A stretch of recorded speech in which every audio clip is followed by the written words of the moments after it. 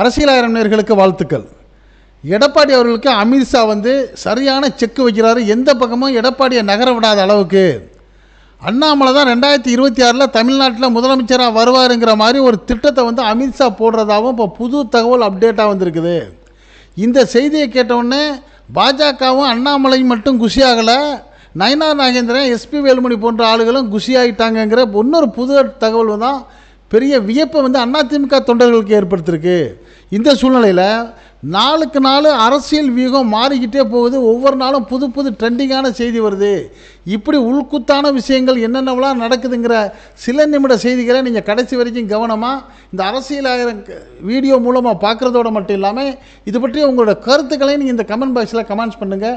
இப்போ நம்ம வீடியோக்குள்ளே போவோம். தமிழக சட்டசபை 2026 சட்டசபை தேர்தலில் தேசிய ஜனநாயக கூட்டணி தான் ஆட்சி அமைக்கும் அப்படின்ட்டு உறுதியாக அமித்ஷா சொல்லிட்டாரு.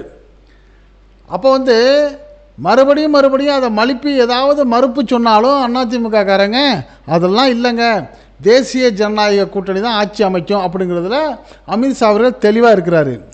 இந்த நேரத்தில் அது மட்டும் அவர் சொல்லாமல் என்ன சொல்கிறாரு, கூட்டணி ஆட்சின்னு சொல்கிறாரு. இதுதான் ஒரு விஷயம். இது வரைக்கும் தமிழ்நாட்டில் கூட்டணி ஆட்சி நடந்ததே இல்லை. ஆனால் இப்போ பாஜகவுடைய பிளான் என்ன, தேசிய ஜனநாயக கூட்டணியில் கூட்டணி ஆட்சி தான் அப்படிங்கிற ஒரு நிலைப்பாட்டை உறுதியாக அமித்ஷா சொல்கிறார்ல.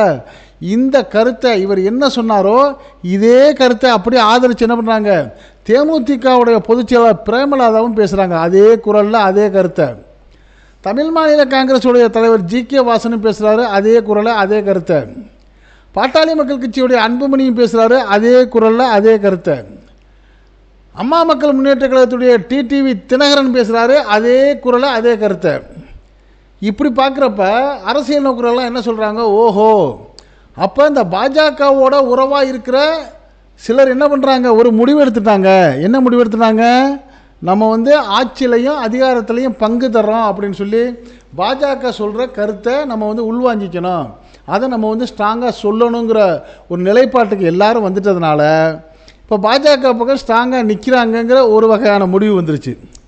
ஆனால் கூட்டணி ஆட்சி முடியாது அப்படின்னு சொல்லி அதிமுகவுடைய பொதுச் செயலாளர் எடப்பாடி பழனிசாமி அவர்கள் மறுப்பே சொல்லாமல் இருந்துட்டு இன்றைக்கி என்ன சொல்லியிருக்காரு, அதெல்லாம் இல்லை, எந்த கொம்பனாலும் எங்களை ஆட்ட முடியாது, அசைக்க முடியாது, நாங்கள் தனியாக நாங்கள் அதிமுகவுடைய தலைமையில் தான் ஆட்சியை பிடிப்போம் அப்படிங்கிற மாதிரி ஒரு பேட்டி கொடுக்க பேச ஆரம்பிச்சிருக்காரு எடப்பாடி. எந்த கொம்பனாலான்னு அவர் சொன்னது யாரை நல்லா தெரியுது, அவர் அமித்ஷாவை தான் சொல்லியிருக்காரு. ஆனால் அமித்ஷான்னு அவர் பேர் ஏற்படுத்தி சொல்லலை. அப்போ என்ன சொல்கிறாங்க, இப்படி இவர் இதில் உறுதியாக நின்றா, நீ உறுதியாக நின்றுங்க, உங்களுக்கு அதிமுகவுக்கு சம்மந்தம் இல்லாமல் நாங்கள் பண்ணிடுவோம், அதுக்கு எங்கள்கிட்ட பிளான் ரெடின்னு சொல்லி பாஜக ஆழமான குழி தோண்ட ஆரம்பிச்சிருச்சு. எடப்பாடி பழனிசாமி அவர்களுக்கு வரக்கூடிய இந்த செய்தி தான் இப்போ மிக பரபரப்பாக இருக்குது. இது ஒன்றும் ரகசியமாகலாம் வரல, பகிரங்கமாக பாஜகவுடைய தோழர்கள்லாம் பேச ஆரம்பிச்சிட்டாங்க. எடப்பாடி பழனிசாமி அவர்களுக்கு இந்த அளவுக்கு த்ரெட்னிங் கொடுக்கறதுக்கு என்ன காரணம்னு சொன்னால், எடப்பாடி பழனிசாமி அவர்கள் பொறுப்பு ஏற்றுக்கிட்டது, பொதுச் செயலாளராக அதிமுகவுக்கு பொறுப்பு ஏற்றுக்கிட்டது செல்லாதுன்னு சொல்லி ஓபிஎஸ் அவர்கள், பன்னீர்செல்வம் என்ன பண்ணுறாரு, ஒரு வழக்கு தொடர்ந்தார் ஏற்கனவே. அந்த வழக்கு இன்னும் முடித்து வைக்கப்படவில்லை, அது பெண்டிங்கிலே இருக்குது. இந்த வழக்கு தான் இப்போ எடப்பாடி பழனிசாமி அவர்களுக்கு தலைக்கு மேலே தொங்கிக்கிட்டு இருக்க கத்தின்னு சொல்கிறாங்க. அது மட்டும் இல்லை, எடப்பாடி பழனிசாமி அவர்கள் மகன், அவருடைய சம்பந்தி மேலே உள்ள வழக்குகளும் சமயம் பார்த்து புத்தி செல்க் மாதிரி வெளியே வரும். அப்போ இந்த பொதுச் செயலாளர் இவர் நியமனம் பண்ணது செல்லாதுன்னு ஓபிஎஸ் தொடர்ந்த வழக்கம், இந்த மகன் சம்பந்திகளுடைய வழக்குகளும் சேர்ந்து வர்றப்ப வேறு வழியே இல்லாமல் ஆளை விட்டால் போதுன்னு எடப்பாடி ஓடுற அளவுக்கு செக் பாயிண்ட்டை நகர்த்திட்டார் அமித்ஷாங்கிறது தான் இப்போ புதுசாக வர்ற அப்டேட், இந்த செகண்டில் உள்ள செய்தியாக இருக்குது. சரிங்க, அப்போ 2026 சட்டசபை தேர்தலுக்கு முன்னாடி என்ன நடக்கும் அப்படின்னு சிலர் எதிர்பார்க்குறவ சொல்கிறாங்க, இந்த வழக்கு ஒருவேளை எடப்பாடி பழனிசாமி அவர்கள் அமித்ஷாவும் பாஜகவும் சொல்கிறதுக்கெல்லாம் சொல்லி கட்டுப்பட்டு அவங்க கையில் ஆட்சியை கொடுக்கறதுக்கு சம்மதிக்கலைன்னா என்ன பண்ணுவாங்க, பன்னீர்செல்வத்துடைய அந்த வழக்கு என்ன பண்ணோம், 2026 தேர்தலுக்கு ஒரு சில மாதங்களுக்கு முன்னாடி வெளியே விசாரணை வரும். விசாரணை வந்தால் என்ன ஆகும், தீர்ப்பு வந்து ஓ பன்னீர்செல்வத்துக்கு சாதகமாக வரும். அரசியல் நோக்கர்கள் ஒரு உத்தேசமாக கணிக்கிறாங்க. அப்படி வர்றப்ப அது என்ன சொல்ல, மறுபடியும் எடப்பாடி பழனிசாமி பொதுச்செயலாளர்னு தன்னைத்தானே அறிவிச்சுக்கிட்டது செல்லாது. ஏற்கனவே உள்ளபடி ஒருங்கிணைப்பாளர் இணை ஒருங்கிணைப்பாளர்னு சொல்லி இபிஎஸ் அவர்களும் ஓபிஎஸ் அவர்களும் சேர்ந்து தான் செயல்படணும்னு ஒரு வேளை தீர்ப்பு வந்தாலும் வரலாம், 99% வரும். அப்படி வந்தால் எடப்பாடி பழனிசாமி அவர்கள் எந்த ஒரு முடிவையும் அவர் இஷ்டத்துக்கு எடுக்க முடியாது. அவர் எடுக்க போகிற முடிவு எல்லாத்துக்கும் ஓபிஎஸ் கையெழுத்து போட்டால் தான் செல்லுங்கிற மாதிரி ஒரு அதிகாரத்தை அந்த தீர்ப்பு சொல்லிடும். அப்படி சொல்கிறப்ப ஓபிஎஸ் என்ன பண்ணுவார், அவர் இஷ்டத்துக்கு ஏதாச்சும் செய்வாரா? செய்யவே மாட்டார். டெல்லியில் என்ன சொல்கிறாரோ அதைத்தான் செய்வார். இங்கே அவர் தான் ஏற்கனவே சொல்லியிருக்கார்ல, ஏற்கனவே அதிமுகவில் வந்து துக்ளக் குருமூர்த்தி சொன்னார். யார்? பாஜக ஆர்எஸ்எஸ் உடைய நிர்வாகி துக்ளக் குருமூர்த்தி சொன்னார், நீ போய் தர்ம யுத்தம் இருன்னு சொன்னார், நான் போய் இருந்தேன்டார். அப்புறம் பாஜக மோடி சொன்னார், நீ சேர்ந்துக்குன்னு சொன்னார், சேர்ந்துக்கிட்டேன்டார். அவர் வாயினால் பல கட்டங்களில் சொல்லியிருக்காரு.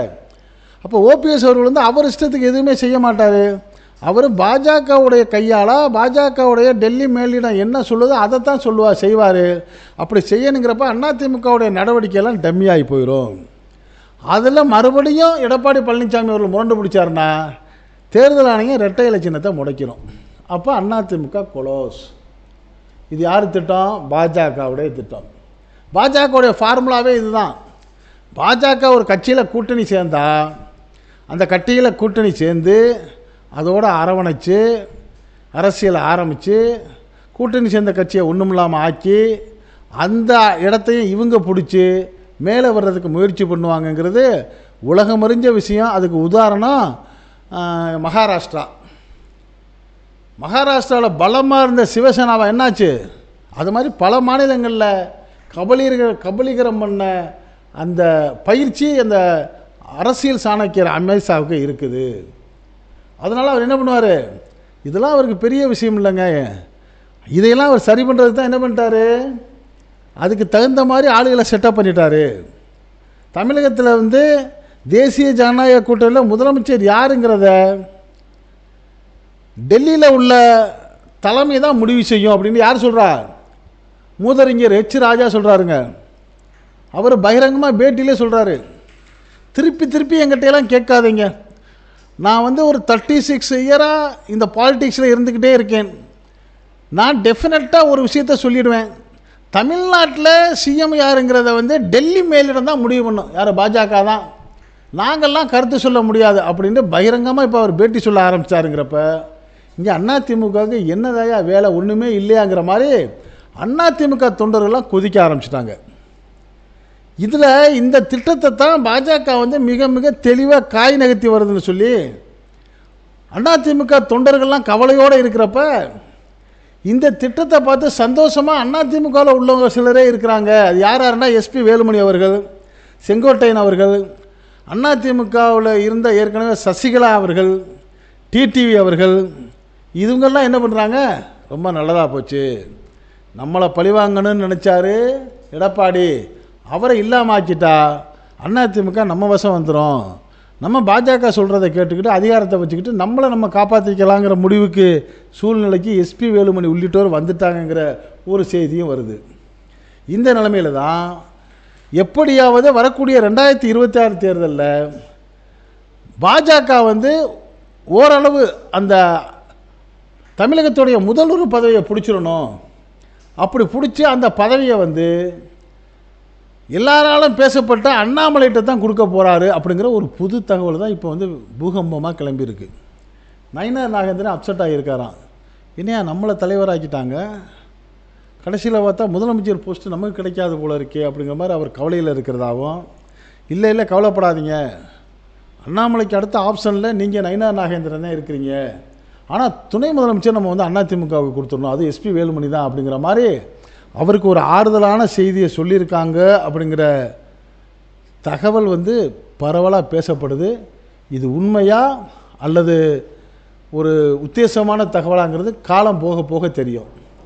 இன்னொரு பக்கம் எப்படியோ பக்காவாக மாட்டிக்கிட்டோம், நம்ம இனிமேல் இதிலேருந்து மீளவே முடியாது, இப்போ நம்ம என்ன பண்ணுறது அப்படிங்கிறப்ப மொழி பிதுங்கி போயிருக்கிறாரு எடப்பாடி பழனிசாமி அவர்கள். எடப்பாடி பழனிசாமி அவர்களுக்கு இப்போ என்ன ஒரு கஷ்டம்னா, நம்ம ஏற்கனவே பாஜகவிலேருந்து விலகினதோடு இருந்தோம்னா மரியாதையாக நம்ம இருந்திருக்கலாம். இந்த எஸ்டிபிஐ மன்சூர் அலிகான் போன்ற சில ஆளுகள்லாம் நம்மளோட கூட்டணியில் இருந்தாங்க. இப்போ அவங்களும் போயிட்டாங்க. இப்போ யாரை பிடிக்கிறது அப்படிங்கிற கவலையில் அவர் ஒரு பக்கம் இருந்தாலும், ரகசியமான முறையில் விஜயை எப்படியாச்சும் சேர்த்து மறுபடியும் இந்த எஸ்டிபிஐ மன்சூர் அலிகான் போன்றவங்கெல்லாம் சேர்த்துருவோங்கிற ஒரு முயற்சியில் அவர் ஒரு ரகசியமான திட்டம் போட்டுக்கிட்டு இருக்காரு அப்படின்னு சொல்கிறாங்க. ஆக இவங்க எப்படியெல்லாம் திட்டம் போட்டாலும் 2026 தேர்தலில் கரையேற போகிறது இல்லை பாஜகவுடைய சதி திட்டமும் எடப்பாடி அவருடைய முயற்சியும். இப்போ அதிமுகவை காப்பாற்றத்தான் வேணுங்கிற ஒரு கவலையும் எண்ணமும் அதிமுக தொண்டர்களுக்கும் அதிமுகவுடைய 2ஆம் கட்ட நிர்வாகிகளுக்கும் வந்துருச்சு. இப்போ அவங்கெல்லாம் என்ன சொல்கிறாங்க, எங்களையெல்லாம் காப்பாற்றுற தகுதி வந்து இப்போ யார்கிட்ட இருக்குது, மு.க. ஸ்டாலின் அவர்கள்ட்ட தான் இருக்குங்கிற அளவுக்கு மனசுக்குள்ளே அவங்க வந்து முடிவு எடுத்துட்டாங்கிற மாதிரி செய்தி வருது. உங்களுக்கே ஆச்சரியமாக இருக்குது. அது எப்படிங்க அதிமுக காரங்க வந்து திமுகவுக்கு ஆதரவு கொடுப்பாங்க? 2 பேரும் ஒருத்தருக்கு ஒருத்தர் எதிரும் புதிருமாக உள்ளவங்கன்னு சொல்லுவீங்கல்ல. இப்போ அதிமுகவுடைய தொண்டர்லாம் என்ன நினைக்கிறான், திமுக நம்ம எதிரி தான், ஆனால் நம்மளை வந்து ஆள விடக்கூடாதுன்னு தான் திமுக நினைக்குமே ஒழிய வாழ விடக்கூடாதுன்னு நினைக்காது. ஆனால் பாஜகவோட சேர்ந்த உடனே ஆளவும் விடக்கூடாது வாழவும் விடக்கூடாதுன்னு முடிவு எடுக்கிறதுனால பாஜகவை விட திமுக வந்து நம்மளுக்கு நல்ல எதிரி. இந்த நேரத்தில் நம்ம திமுகவை எப்படியாவது ஆட்சிக்கு கொண்டு வந்துட்டு எதிர்க்கட்சி வரிசையில் அதிமுகவை உட்கார வச்சுட்டு பாஜகவை வேறறுத்து வெளியே வரட்டணுங்கிற முடிவை அதிமுக தொண்டர்கள் எடுத்துட்டாங்கிற ஒரு அற்புதமான புது செய்தியை வந்து அரசியல் நோக்கர்கள் சொல்கிறாங்க. அதையெல்லாம் புரிஞ்சுக்கிட்டு வந்த உளவுத்துறை செய்தி மூலியமாக தான் தமிழகத்துடைய முதலமைச்சர் மாண்புமிகு மு.க. ஸ்டாலின் என்ன சொல்கிறாரு, இப்போ தெம்பா சொல்கிறாரு, எங்கள் கூட்டணியில் உள்ள கட்சியெல்லாம் ஸ்ட்ராங்காக இருக்கும், எங்களுக்குள்ள சின்ன சின்ன கருத்து வேறுபாடு இருந்தாலும் அதெல்லாம் அரசியலில் வந்து சகஜம், தேர்தலில் அது வந்து எதிரொலிக்காது, நாங்கள் ஒட்டுமொத்த கூட்டணியில் நின்று 200 எங்கள் இலக்கு, 200க்கு மேலே வெல்வோன்னு சொல்லி அவர் சொல்கிறது பழிச்சிருமோங்கிற பயத்தில் அதிமுகவும் பாஜகவும் இருக்குங்கிற தகவல் பரவலாக பேசப்படுது. இது பற்றிய உங்களுடைய கருத்துக்களை நீங்கள் இந்த அரசியலை எனக்கு கமெண்ட் பாக்ஸில் கமெண்ட்ஸ் பண்ணுங்கள்.